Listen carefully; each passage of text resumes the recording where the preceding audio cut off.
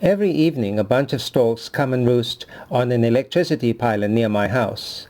They usually arrive around 6:30, just before dark. These are the Asian Openbill Stork, a large wading bird in the stork family found in the Indian subcontinent and Southeast Asia.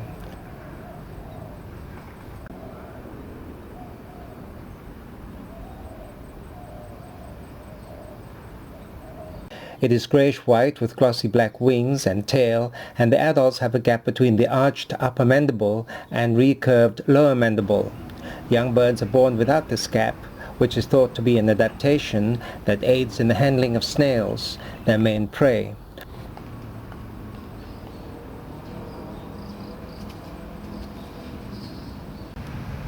Although resident within their range, they make long-distance movements in response to weather and food availability.